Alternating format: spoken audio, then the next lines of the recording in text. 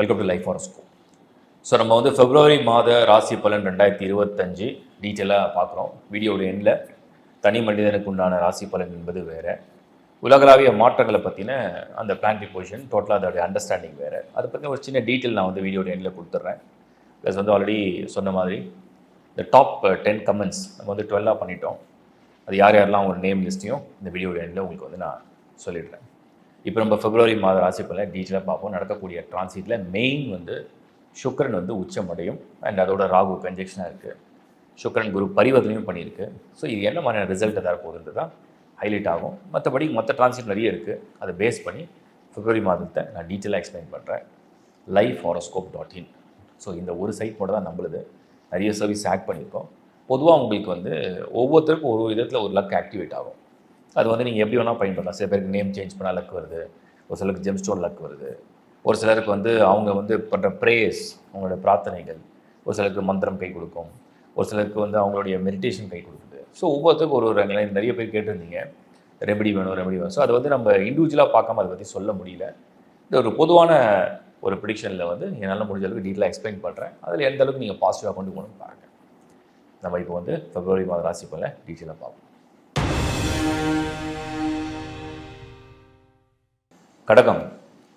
கடகத்தை பொறுத்த வரைக்கும் எல்லாருடைய எதிர்பார்ப்பும் ரொம்ப தீவிரமாக இருக்குது. ஏன்னா எல்லாரும் கொடுத்த மெசேஜ் அண்ட் கால் எல்லாமே நான் பார்த்த வரைக்கும் எப்போ வேலை கிடைக்கும், எப்போ கல்யாணம் ஆகும், எப்போ பிரச்சனை தீரும், எப்போ கடன் தீரும், எப்போ நோய் தீரும், எப்போ அது சரியாகும், எப்போ இது சரியாகும். ஏன்னா அஷ்டம சனியில் நிறைய பேருக்கு பாதிப்புகள் அப்படிங்கிறது வந்து கொஞ்சம் நஞ்சம் இல்லை. ஒரு சிலருக்கு ஒரே ஒரு பாதிப்போடு போயிருக்கு, ஒரு சிலருக்கு 2-3 ஏரியாவில் ரொம்ப பேட்லி எஃபெக்ட் ஆகிருக்காங்க. மனதளவில் சம்டைம்ஸ் ரொம்ப நொடிஞ்சு போயிருக்காங்க. நிறைய மாணவர்கள்ட்டையும் பேசும்போதும் கடகம் எங்களுக்கு வந்து திடீர்னு வந்து ஸ்கூலில் வந்து எக்ஸ்ட்ரா கிளாஸ் வச்சுட்டாங்க, ஸோ ட்ராவல் டைம் அதிகமாகுது, இந்த மாதிரி நிறையெல்லாம் சொல்லியிருக்காங்க. அண்டு இல்லத்தரசிகளும் கடகத்தில் வந்து பயங்கரமான மன உளைச்சல். வேலையில் பொதுவாக ஆண்கள் வந்து சொல்ல முடியாத ஒரு ப்ரெஷர். சில பேருக்கு வேலை போயிடுச்சு, ஒரு சிலருக்கு ரொம்ப சொல்ல முடியாத ஒரு ப்ரெஷர். ஸோ எல்லாருடைய எதிர்பார்ப்பும் கடகம் எந்த மாதம் நமக்கு இது கிடைக்கும், எந்த மாதம் இது நடக்கும், எந்த மாதம் நமக்கு வந்து இது சரியாகும் அப்படிங்கிற எண்ண அதிர்வுகளோட எதிர்பார்ப்புகளோடு ரெடியாக இருக்கீங்க. ஆறுதலான விஷயம் முதல்ல நான் சொல்லிடுறேன், என்ன பாசிட்டிவாக இருக்குன்னு சொல்கிறேன். சுக்கிரன் உச்சமடைந்தாலும் அவர் உங்கள் கரியர் பிளானட் கிடையாது. முதலாவது நீங்கள் புரிஞ்சுங்க. குரு ஸ்டில் 11th ஹவுஸில் பொசிஷன் எடுத்திருக்காரு. குருவும் சுக்கிரனும் பரிவர்த்தனை பண்ணியிருக்கு. கஷ்டம்னு உங்களுக்கு வந்து இந்த மாதத்தில் வந்து கஷ்டப்படுவீங்கன்னு ஒன்றும் இல்லை. காசுக்காக கஷ்டப்படுவோம், இல்லை வந்து அடிப்படையான வாழ்க்கைக்காக கஷ்டப்படுவோம், இல்லைனா நமக்கு வந்து கடன் இருக்குது அப்படின்னு சொல்லி அந்த அந்த கஷ்டம் இல்லைன்னு சொல்ல மாட்டேன். அந்த கஷ்டத்தாக வலி அனுபவிக்கிற அளவுக்கு வருத்தப்பட மாட்டீங்க. பட் வேலை விஷயத்தில் இன்னும் அந்த அந்த நேரம் நெருங்கிடுச்சா அப்படி தான் நான் க்ளோஸாக பார்க்குறேன். ஃபெப்ரில் என்ன பிளானரி பொசிஷன் பார்க்கும்போது 12th ஹவுஸில் மார்ஸ் செவ்வாய். ஸோ 12ல் செவ்வாய் எடுத்தாரா அந்த ஆக்டிவேஷனை கொடுப்பாரான்னு பார்த்தேன், அது பெருசாக இல்லை. அடுத்தது சனி வந்து ஸ்டில் 8th ஹவுஸில், ஏன்னா ஃபெப்ரவரி முடிஞ்சால் அவர் ரெடி ஆகிடுவார்னு அர்த்தம். அதே இடத்துல சூரியன் வந்து உங்களுக்கு வந்து பொசிஷன் எடுக்குது. 13th ஆஃப் ஃபெப்ரவரியில் சூரியன் 8th ஹவுஸில். ஸோ ஃபைனான்ஷியல் பிளான் வந்து 8ஆம் இடத்துக்கு போகுது. புதனும் 8ஆம் இடத்துல. ஸோ 8ல் வந்து சூரியன், புதன், சனி, அதாவது கும்பத்தில் இருக்கும். கடகத்து 8வது வீடு. ஸோ கடகத்துக்கு 9ல் இருக்கக்கூடிய சுக்கிரன் என்னென்னா, ஏதோ ஒரு ஆதரவு இருக்குது. அது பேரண்ட்ஸாக இருக்கலாம், ஃபேமிலி மெம்பர்ஸாக இருக்கலாம், பார்ட்னராக இருக்கலாம், சிப்ளிங்ஸ் உங்கள் பிரதர்ஸ் ஆர் சிஸ்டர்ஸாக இருக்கலாம்.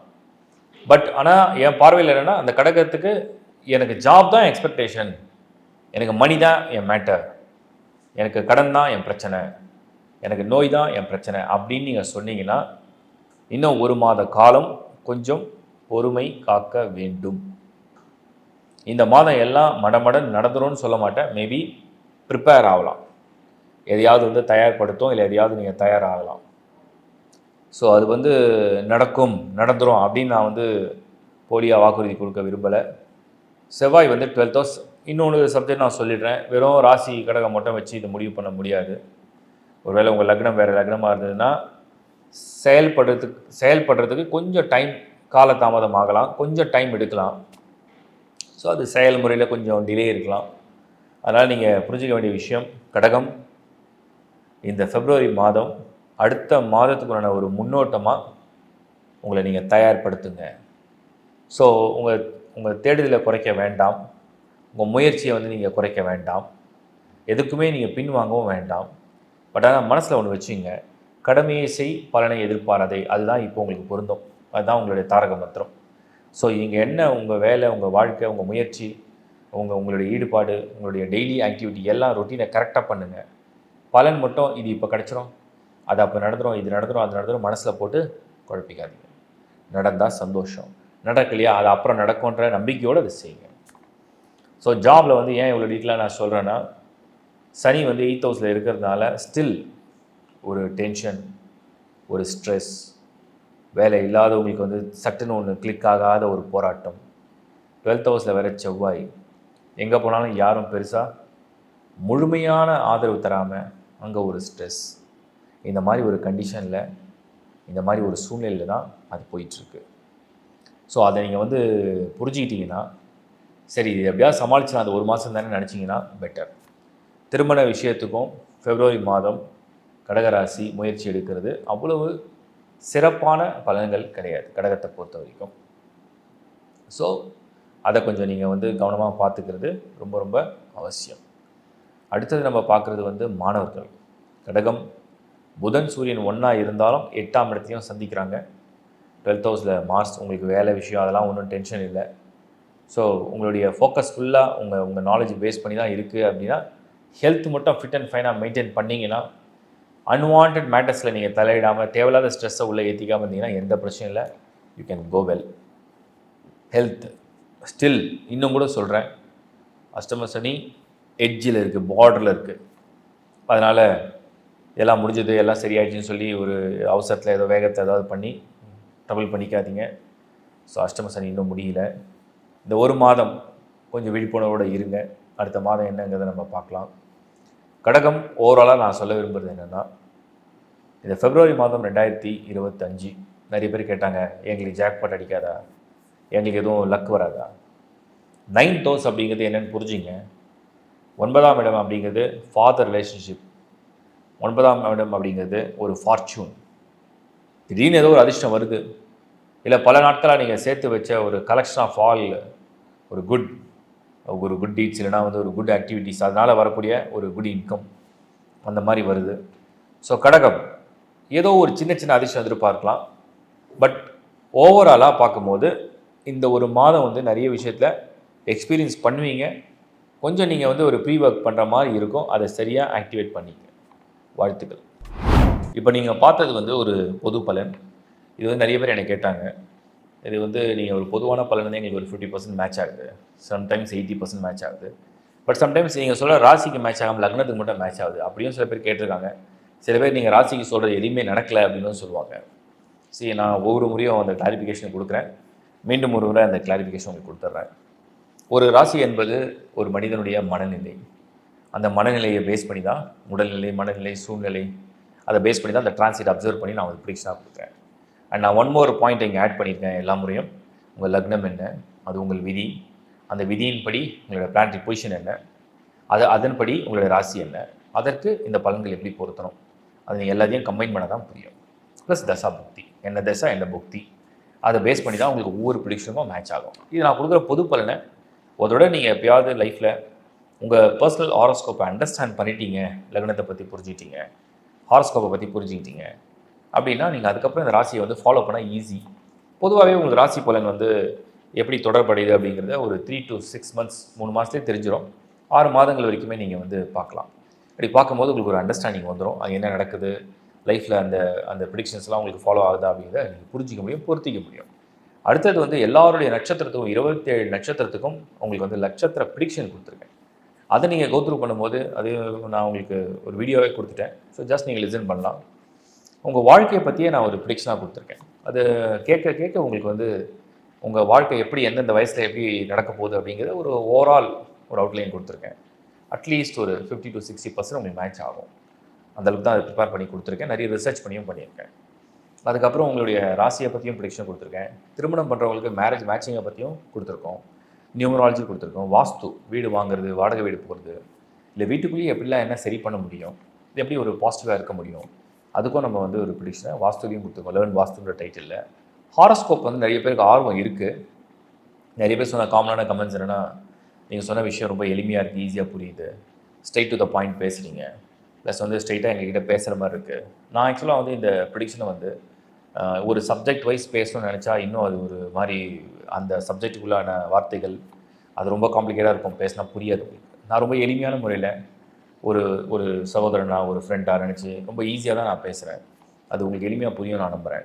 ஸோ அதனால் நீங்களும் வந்து அதை இன்னும் நல்லா பெட்டராக புரிஞ்சிக்கணும்னு நினச்சிங்கன்னா லேர்ன் ஆஸ்ட்ரோ அப்படிங்கிற டைட்டிலில் கிட்டத்தட்ட ஒரு ஒரு பேஸில் நான் எடுத்திருக்கேன், கிளாஸ் எடுத்திருக்கேன். ஸோ அதை வந்து ஒரு சிம்பிளாக புரிய வைக்கிறதுக்காக சில டேர்ம்ஸை வந்து நான் வந்து அது ரொம்ப கலோக்கியலாகவும் பேசி எடுத்திருக்கேன். ஸோ உங்களுக்கு ஈஸியாக அது புரியும். அதனால் அந்த ஒரு அடிப்படையான புரிதலோடு நீங்கள் ஆஸ்ட்ராலஜியை ஃபாலோ பண்ண ஆரம்பிச்சிங்கன்னா இண்டிவிஜுவலாக ரொம்ப நல்லா அதை வந்து நீங்கள் வந்து ஃப்யூச்சருக்கு வந்து பயன்படுத்த முடியும். அதை விட மெயினாக எல்லோரும் கேட்டாங்க, இந்த ஆஸ்ட்ராலஜிலாம் எதுக்கு பார்க்கணும், இது பார்க்காம வாழ முடியாதா? கண்டிப்பாக வாழலாம். இது பார்க்கணுன்ற அவசியம்லாம் ஒன்றும் கிடையாது. இது பார்க்கறதுனால என்ன அட்வான்டேஜ் அப்படின்னு கேட்டிங்கன்னா, இன்கேஸ் உங்களுக்கு வந்து ஒரு பெரிய ஃபார்ச்சூன் ஹாரோஸ்கோப்பில் இருக்குது, உங்களால் அதை ஐடென்டிஃபை பண்ண முடியல, லைஃப்பில் எந்த ரூபத்தில் வரும்னு தெரியல, யார் மூலிமா வரும்னு தெரியல, எந்த டைமில் வரும்னு தெரியல, அதை ஐடென்டிஃபை பண்ணுறது தான் ஆஸ்ட்ராலஜியில் ஒரு சின்ன பாயிண்ட். அதே மாதிரி உங்களுக்கு ஏதாவது ஒரு நெகட்டிவ் சைடு இருக்குது, ஒரு டைமில் வந்து அந்த மாதிரி வருது, அதை முன்கூட்டி தெரிஞ்சுக்கிறதுனால அந்த நெகட்டிவை நம்ம கட் பண்ண முடியாது, அதுலேயும் தப்பிக்கிற வழியை தேடலாம். இதுதான் ஆஸ்ட்ராலஜியில் இன்னொரு பேசிக்கான விஷயம். அப்புறம் நல்ல விஷயங்கள்லாம் நீங்கள் செய்யறதுக்கு முயற்சிகளும் அது ரொம்ப ஃபாலோஅப்பாக இருக்கும். ஸோ ஓவராலாக இதை பற்றி தான் நான் உங்களுக்கு எக்ஸ்பிளைன் பண்ணுறேன். அதனால் இண்டிவிஜுவல் ஹாரோஸ்கோப் வந்து டோட்டலாக வேறு. அந்த உலகளாவே இப்போ மாற்றங்களை வந்து இந்த பிப்ரவரி மாதத்தை பொறுத்த வரைக்கும் சுக்கிரன் வந்து ராகுவோட கன்ஜெக்ஷன் ஆகுது. இது ஆக்சுவலாக பாசிட்டிவ்னு பார்த்தீங்கன்னா, ராகு யாருக்கெல்லாம் யோகமாக இருக்கோ இந்த சுக்கிரனோட சேரும்போது பெரிய லெவலில் யோகத்தை கொடுத்துரும். எதிர்பார்க்காத அளவுக்கு இருக்குன்னு வச்சுங்க. பட் அதுவே தோஷமான ராகுவாக இருந்தால் அந்த சுக்கிரனோட சேரும்போது அது சம்டைம்ஸ் வந்து அன்எக்ஸ்பெக்டடு நெகட்டிவான ரிசல்ட்ஸையும் சம்டைம்ஸ் கொடுக்கறதுக்கு வாய்ப்பு இருக்குது. அது அவங்களோட இண்டிவிஜுவல் ஹாரோஸ்கோப்பை பேஸ் பண்ணி தான் இருக்குது. ஸோ அதனால் அதை நீங்கள் ஓவராலாக அப்படி ஜென்ரலாக எடுத்துக்காமல் உங்களோட பர்சனல் ஹாரோஸ்கோப்பை கம்பைன் பண்ணி பாருங்கள். அதில் ராகு தோஷம் இல்லை அப்படின்னா ஒன்றும் பிரச்சனை இல்லை. ராகு தோஷம் இருந்தால் மட்டும்தான் சுக்கிரனுடைய காம்பினேஷன் வந்து குளோபலாகவே நீங்கள் பார்த்தீங்கன்னா, சுக்கிரன் வந்து என்ன மாதிரி தத்துவம்னா மேரேஜ் அண்ட் ரிலேஷன்ஷிப்பு, அப்புறம் உடல் அமைப்பில் வந்து வயிறு பகுதியில் அடி வயிறு பகுதி, அதே மாதிரி நம்மளுடைய பிறப்புறுப்பு சம்மந்தப்பட்டலாம் அந்த சுக்கிரனுடைய ஆதிக்கம் கொண்டது. ஸோ இப்போ ராகு இந்த சுக்கிரன் இந்த காம்பினேஷன் வரும்போது இது சம்மந்தப்பட்ட உபாதைகள் உபத்திரவங்கள்லாம் வரதுக்கு சகஜம். மீனத்தில் சுக்கிரன் ராகு கன்ஜெக்ஷன் ஆகுது. அப்போ என்னென்னா, ஒரு சில தேவையில்லாத ஒரு அவசர கோபதாபங்கள் இதெல்லாம் வந்து அந்த சுக்கிரன் ராகு காம்பினேஷனில் கொடுக்கறதுக்கும் வாய்ப்பு இருக்குது. இது உலகிலேயே பொதுவாக நான் சொல்கிறேன். சரி, இது வந்து ஒரு ஜென்ரல் அண்டர்ஸ்டாண்டிங்கை தான் கொடுத்தேன். இப்போது நம்ம ஏற்கனவே சொன்னது மாதிரி டாப் 10 கமெண்ட்ஸில் இப்போ டாப் 12 செலக்ட் பண்ணிட்டோம். அவங்க யாரெல்லாம் செலக்ட் பண்ணியிருக்கோம் நான் இப்போ ரீட் பண்ணுறேன் சந்தோஷத்தோட மகிழ்ச்சியோட. அண்ட் எல்லாரும் கமெண்ட் பண்ண எல்லாருக்கும் என்னுடைய மனமார்ந்த நன்றிகள். ரொம்ப எக்ஸ்ட்ராடனரியாக பண்ணியிருந்தீங்க. உங்கள் பெரிய சப்போர்ட் எப்பவுமே இருக்குன்றதை நான் முழுமையாக நம்புகிறேன். இப்போ அந்த கமெண்ட்ஸில் செலக்ட் பண்ணி எங்கள் டீம் எல்லாம் டோட்டலாக ரிசர்ச் பண்ணி நிறைய கமெண்ட்ஸ் எடுத்தாங்க. அதில் ஃபில்ட்ரு பண்ணி சில பேருக்கு மெசேஜ் கொடுத்தோம். ரிப்ளை கொடுத்தவங்களில் 12 மெம்பர்ஸை செலக்ட் பண்ணியிருக்கோம். அவங்க யாருன்னு நம்ம படிக்கிறேன். கே அர்ச்சனா நாமக்கல்லேருந்து, அப்புறம் டாக்டர் வின்சி பால்ராஜ் ஆவடி சென்னை, ஜி கோகிலா அவங்க வந்து நாமக்கல், உமா மோகன் அவங்க வந்து Bangalore, S Bhargavi Tiruchirappalli Trichy, Hareeswaran Salem, Vivek Harris Chennai, N Jayalakshmi Chennai, Hariharan Mumbai, I think V Shyam Sundar Chennai, S Rajalakshmi Pollachi, K Babu Chennai. இதில் வந்து ஒரு சிலர் வந்து இங்கே வெளிநாட்டிலேருந்து தான் இருக்காங்க. ஸோ அவங்கள கம்யூனிகேட் பண்ணும்போது சொன்னது என்னென்னா, லோக்கலில் வந்து எங்களுடைய மெம்பர்ஸ் ஃபேமிலி மெம்பர்ஸ் இருக்காங்க, ஸோ அவங்ககிட்ட நீங்கள் வந்து அந்த கிஃப்ட்டை கொடுத்துடலாம் அப்படின்னு சொன்னாங்க. மீண்டும் ஒரு முறை கமெண்ட் பண்ண எல்லாருக்கும் என்னுடைய மனமார்ந்த வாழ்த்துக்கள். ஸோ யாரை நாங்கள் செலக்ட் பண்ணி உங்களுக்கு பேரை சொல்லிட்டேன். மீண்டும் அடுத்த நிகழ்ச்சிகளை சந்திக்கிறேன். It's bye from Shankar Narayan. வணக்கம்.